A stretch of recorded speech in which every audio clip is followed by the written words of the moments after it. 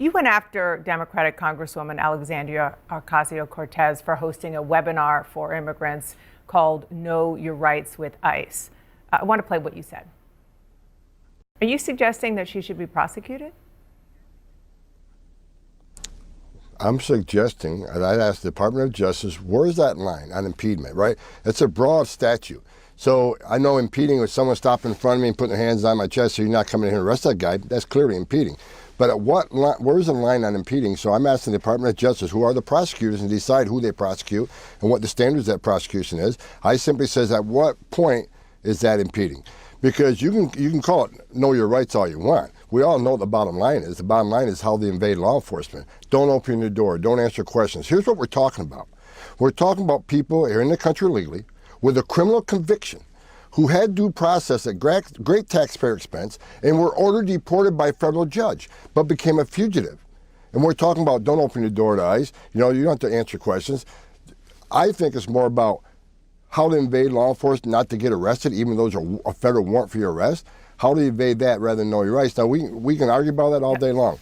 They have the right to know their rights. The Constitution said they have the right to certain rights, but also, I hope to God we're not, educating people are going to be the next murder of a college student. I've said it before. If we would have had access to the man who murdered Laken Riley in New York, he would never make the Georgia Killer. Let me just, to be fair, she said that public safety threats escaping. Adam says that you aren't looking into New York schools or churches as you hunt for undocumented immigrants. Did you make that commitment to him? What me and Mr. Adams talk about is telling the truth that the left has tried to scare the American people. We ended the sensitive location policy for one reason, because we're the only federal law enforcement agency that had those type of requirements. What I made clear to Mayor Adams is that we're not raiding schools, we're not raiding churches, we're not raiding college campuses. But if we have a significant public safety threat, or national security, let's say, for instance, an MS-13 member who's a senior in the high school, who's wanted for drug distribution or strong arm robberies, we will go to that school and arrest that MS-13 member with the help of the local authorities. It's not about raiding schools, it's about arresting one bad guy where we know he is and not let him escape back into the community. That's what discussion we had.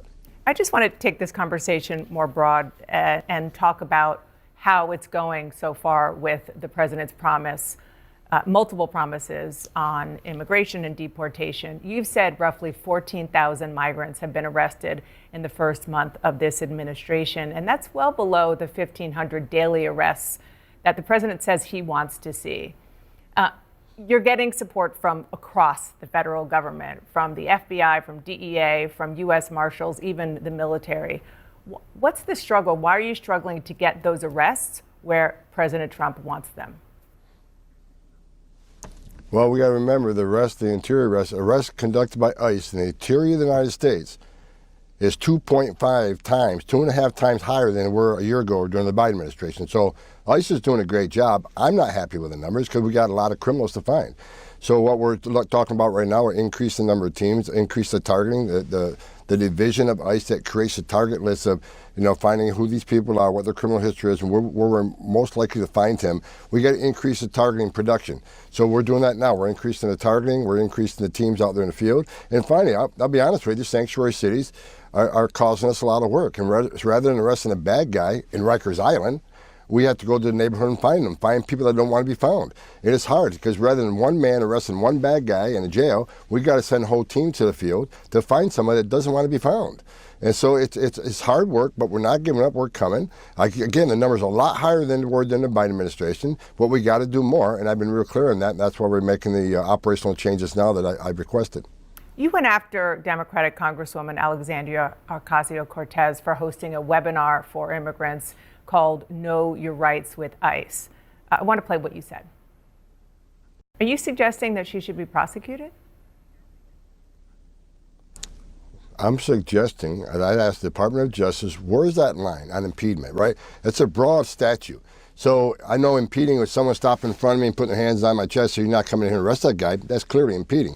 But at what line, where's the line on impeding? So I'm asking the Department of Justice, who are the prosecutors, and decide who they prosecute and what the standards of that prosecution is. I simply says, at what point is that impeding? Because you can call it know your rights all you want. We all know what the bottom line is. The bottom line is how they invade law enforcement. Don't open your door. Don't answer questions. Here's what we're talking about. We're talking about people here in the country legally with a criminal conviction who had due process at great taxpayer expense and were ordered deported by a federal judge, but became a fugitive. And we're talking about don't open your door to ICE. You don't have to answer questions. I think it's more about how to invade law enforcement, not to get arrested, even though there's a federal warrant for your arrest. How to evade that rather than know your rights. Now, we can argue about that all day long. They have the right to know their rights. The Constitution said they have the right to certain rights, but also, I hope to God we're not, educating people are going to be the next murder of a college student. I've said it before. If we would have had access to the man who murdered Laken Riley in New York, he would never make the Georgia killer. Let me just, to be fair, she said that public safety threats escaping. She said that she is just offering civil education and that you might be, quote, vaguely familiar with the U.S. immigration law, but that she's just doing what she needs to do to remind people the law of the land passed by congressional statute. Vaguely aware of immigration law. I've done this since 1984. I forgot more about the immigration law than AOC will ever know. Matter of fact, the hearing a couple years ago, I had explained to her that entering the country illegally was actually a crime. So, I'm not going to play that game with her. I simply made a statement. When you sit down with people who are wanted by us, criminal aliens that have been ordered deported from the United States government, and ignore that order, if you and I ignored that order, we'd be sitting in prison.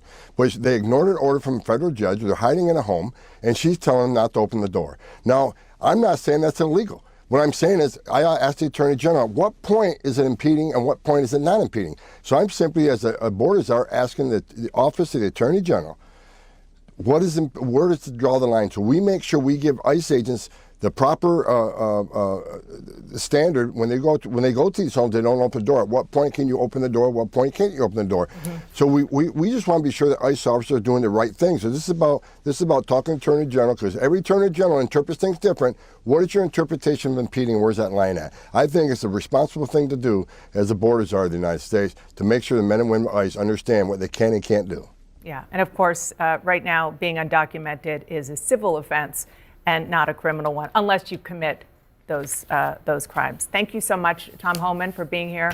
Appreciate your time. Zero tolerance was interpreted as the policy that separated children from their parents. If I get arrested for DUI and I have a young child in the car, I'm going to be separated. When I was a police officer in New York and I arrested a father for domestic violence, I separated that father from his family. Mr. Homan, with all due respect, legal asylees are not charged with any crime. When you're into the country illegally, it's violation 8 United States Code 1325. Seeking asylum is legal. If you want to seek asylum, you go through the port of entry, do it the legal way. The Attorney General of the United States has made that clear. Thank you, Mr. Chair. Earlier, my colleague from Maryland, Mr. Raskin, asked the panel how many people here believe that child separation is an effective policy in deterrence. And no one on the panel raised their hand. I just wanted to note that for the record, Mr. Chair. I wanted to ask a question from Professor Mukherjee. Is the United States violating or violated human rights agreements set by the United Nations in a family separation policy? Yes. International law is clear that family unity should be prioritized.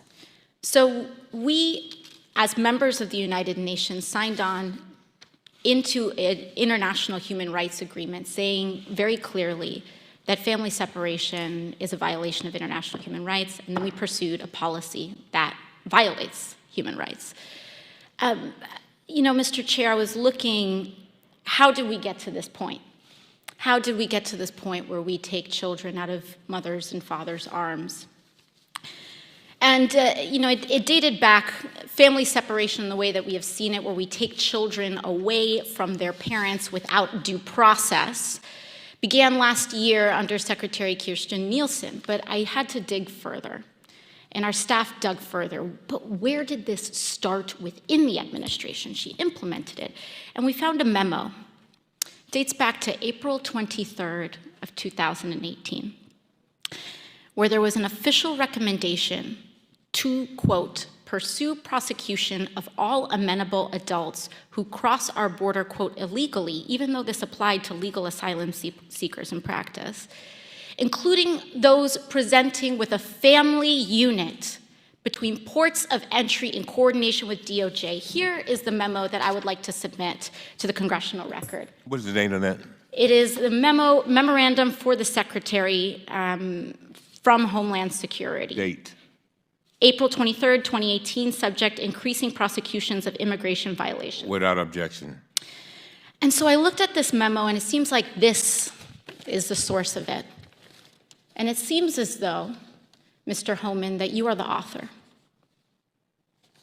It says here from yourself, Kevin Michalinen, and Francis Cisna. Is this correct? Did you sign the memo? I'd have to see what you...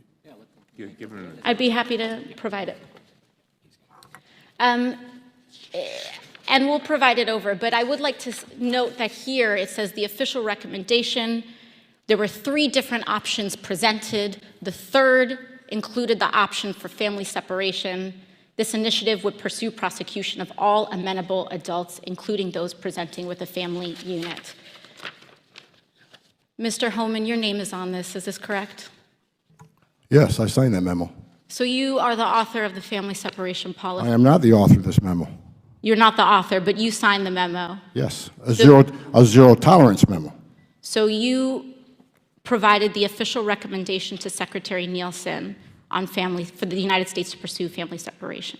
I gave Secretary Nielsen numerous recommendations on how to secure the border and save lives. But it says here that you gave her numerous options, but the recommendation was option 3, family separation. What I'm saying, this is not the only paper where we've given the Secretary numerous options to secure the border and save lives. And so the recommendation, of the many that you recommended family separation, I recommended zero tolerance. which includes family separation. The same as is with every U.S. citizen parent gets arrested when they're with a child. Zero tolerance was interpreted as the policy that separated children from their If I get arrested for DUI and I have a young child in the car, I'm going to be separated. When I was a police officer in New York and I arrested a father for domestic violence, I separated that father Mr. from his Homan, with family. all due respect, legal asylees are not charged with any crime. When you're into the country illegally, it's violation 8 United States Code 1325. Seeking asylum is legal. If you want to seek asylum and go through the port of entry, do it the legal way. The Attorney General of the United States has made that clear. Okay. Mr. Chair, the memo is submitted to the record for review. Mr. Homan, the actions you took when you were director of ICE were entirely consistent with the law of the land, weren't they? Yes, when someone's prosecuted for a crime, the child can't go to jail with the parent. Yep. That happens to American families every day. Yeah, and if we, as you said, I think earlier, if we don't like the law, last time I checked, it's the folks sitting up here got to change it. Yeah. And you've offered, I think, no more than 4 times 3 changes to the law that would help the situation. Is that right?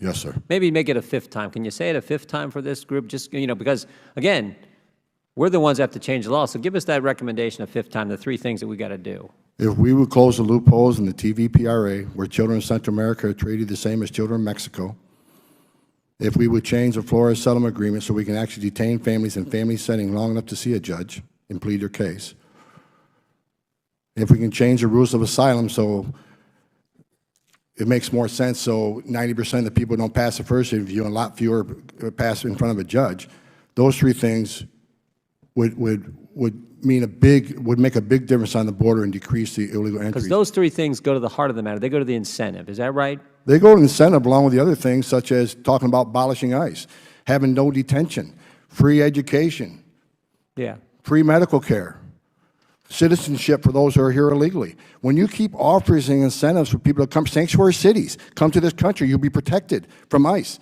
As long as you keep having this language, more people who are vulnerable people are going to keep trying to come. Those kind of statements made by Democrats in the United States Congress or in positions of influence in this country, they have an impact, don't they? They have a significant impact. When a member of Congress says abolish ICE, when another member of Congress says abolish DHS, when the Speaker of the House says walls are immoral, when the person who gave the State of the Union response to the President's State of the Union says she's okay with non-citizens voting, that all has an impact, doesn't it? Just like the laws that you're sworn to uphold and impact and do when you're the director of ICE. It has a significant impact, and if this would have been fixed years ago, we probably wouldn't have seen zero tolerance. We wouldn't see the conditions on the border But today. because the laws haven't been changed, because of the statements that have been made, there was a crisis. There is a crisis on the border. And that just didn't happen yesterday. Right? You think about this. There was a crisis. The administration asks for help. Democrats say it's contrived, it's manufactured, it's fake, it's not real. Then when the crisis, the real crisis, gets actually worse, the Democrats blame the administration for the very crisis they helped create by the things they said and the fact it won't change the law. But somehow it's your problem. Somehow it's the president's problem. And we have Ms. Costello, who went down there, her team went down there and looked this all over as the Inspector General, said there's some concerns that she has, and the cause of the concerns they're trying to ascertain. Now, she also said agents are doing, I think your statement was, agents are doing their level best. Is that right, Ms. Costello? That's the experience of our inspectors. So the Inspector General goes down there with your team, and you conclude the agents, the people that Mr. Homan used to represent, are doing their darn best they can do, but they're overwhelmed. And then you also said in your statement, in your answers a few minutes ago, you're trying to ascertain the cause. Well, that's pretty simple to figure out the cause. It's the numbers. In October, 60,000 apprehensions and inadmissibles on the border, October of last year. You know what it was in May of this year? 144,000. We know the cause. They're all coming. And they're coming because things the other side's saying, and the fact we won't change three fundamental things in the law. And it also might help, Mr. Homan, it also might help, because these are the ones that, these are apprehensions, these people presenting themselves at ports of entry. It also might help if we build a border security wall, right? Instead of having the Speaker of the House say they're immoral, even though there's one in her state, it might actually help if we built the border security wall that the American people voted this president in office to do. It might actually help if we did that. Would you agree, Mr. Homan? Absolutely. Every place they build a border barrier, every single place they build a border barrier, illegal immigration decreased. Yeah, it would help with some of the tragic things that we have heard about, tragic situations that we've heard about the last couple of days, this entire week in this committee, that no one wants to see happen. The young mother who lost her daughter, it's tragic.